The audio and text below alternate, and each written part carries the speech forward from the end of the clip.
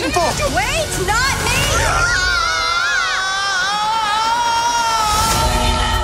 Oke, jadi film Soul ini menjadi film terbaik di tahun 2020 di mana gue kasih nilai filmnya itu 10/10. Kenapa bisa seperfect itu? Tonton video ini sampai habis ya. Salah satu film dari sutradara film Inside Out yang dimana film Inside Out menjadi salah satu dari 12 film favorit gue sepanjang masa. Dan bahkan film Inside Out tersebut menjadi satu-satunya film animasi yang masuk list film favorit gue sepanjang masa.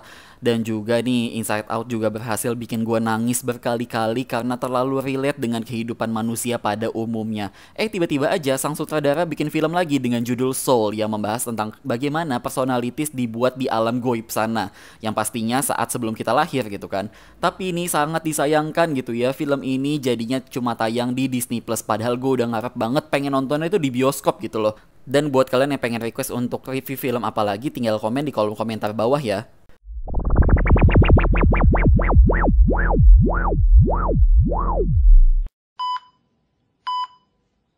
Nah, dari awal film aja, film ini tuh udah langsung masuk ke konflik utamanya, di mana ada karakter bernama Joe yang baru aja keterima kerja untuk main piano di salah satu band jazz terkenal. Tapi tiba-tiba aja dan tidak disangka gitu ya, dia jatuh ke dalam selokan dan dalam keadaan kritis. Yang akhirnya roh dia atau soulnya dia itu masuk ke alam sana yang disebut sebagai The Great Beyond, alias alam setelah kita hidup gitu kan.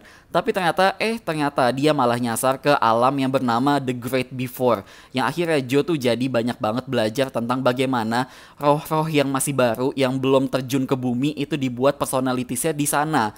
Yang pastinya film ini sebenarnya dibuat berdasarkan kiasan aja ya, tapi kita sendiri bisa nebak-nebak sih, oh ini maksudnya ini, oh ini maksudnya itu.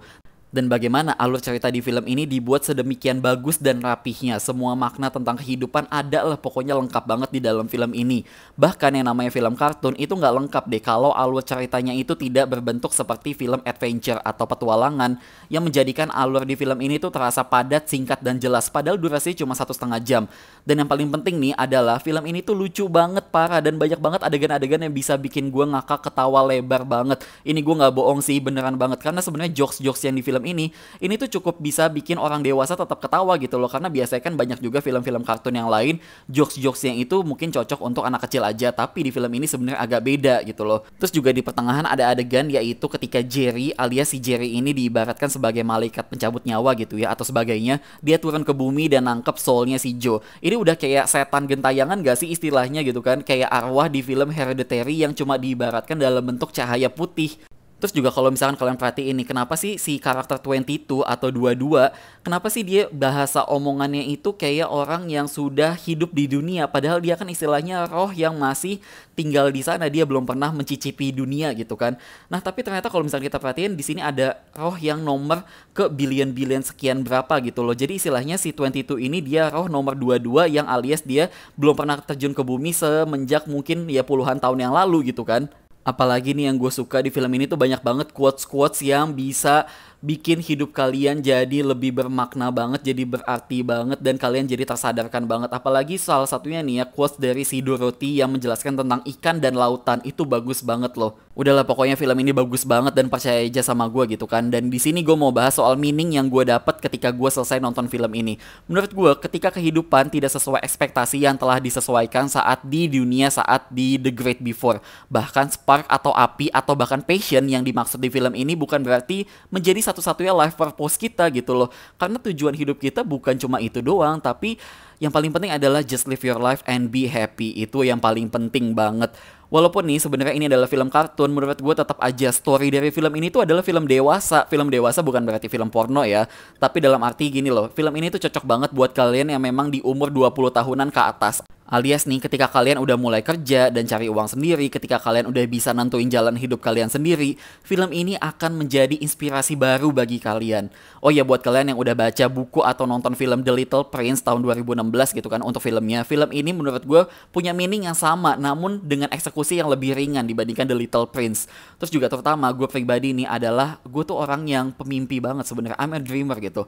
Bahkan gue nonton La La Land aja gue nangis pas momennya si Emma Stone nyanyi lagu Audition Audition. Menurut gue lirik lagu Audition itu keren banget. Nah, kalau di film ini banyak banget juga momen-momen tentang kehidupan yang bikin gue terharu dan relate kepada seluruh umat manusia di muka bumi ini. Gue yakin banget.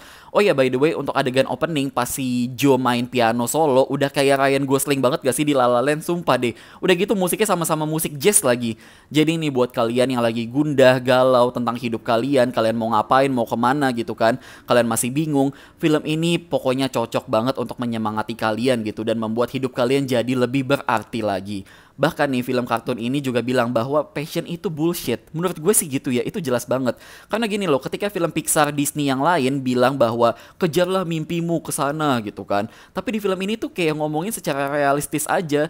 Lo yakin bisa menafkahi diri lo sendiri sampai lo tua nanti dengan mengikuti passion lo? Ya kalau yakin sih ya silakan. Tapi pokoknya film ini tuh bener-bener menohok banget deh. Tapi nih jujur aja untuk soal ending dari film ini sebenarnya agak kurang sesuai dengan ekspektasi gue. Karena gini, ya yang namanya kehidupan itu ketika orang udah mati ya itu sudah dicatat gitu kan kapan dia akan mati dan matinya seperti apa. Itu kayak ya sesuai ilmu yang gue tahu kayak gitu loh.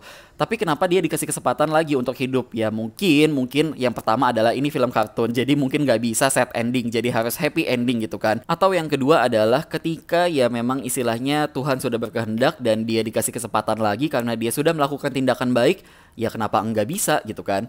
Pokoknya nih makna yang terakhir yang bisa gue ambil banget adalah apapun yang lo lakuin, lo harus bahagia dulu. Kejar passion boleh, tapi kalau nggak bahagia buat apa? Jadi untuk total skor film kali ini gue kasih nilai 10/10. Pada akhirnya semua film itu selera masing-masing kok. Oke, sekian untuk penjelasan review film kali ini dan makasih udah nonton.